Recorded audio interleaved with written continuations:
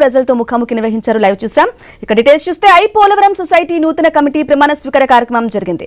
Society అధ్యక్షులుగా కాకలపూడి బుచ్చి, మెంబర్లుగా చోడిశెట్టి సత్యనారాయణ, మద్దిరెడ్డి కుమార్ ప్రమాణం చేశారు.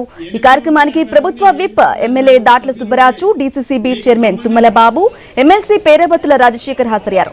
కుటుంబీ సర్కార్ రైతుల పక్షాన నిలబడుతోందని తుమ్మల బాబు అన్నారు. జనసేన, టీడీపీ, బీజేపీ కలిసే ఉంటాయని స్పష్టం చేశారు.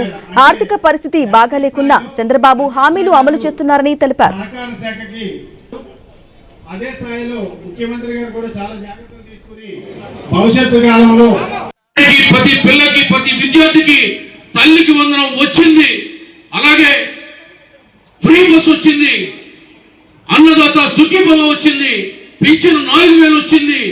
ఇన్ని రకాలుగా చెప్పిన ప్రతి మాట కూటమి ప్రభుత్వం తూచా తప్పకుండా చంద్రబాబు నాయుడు గారు, పవన్ కళ్యాణ్ గారు, మోదీ గారు ఏకమై మనకి పంచి ఇస్తుంటే అక్కడ జగన్మోహన్ రెడ్డికి తడిచిపోతుంది.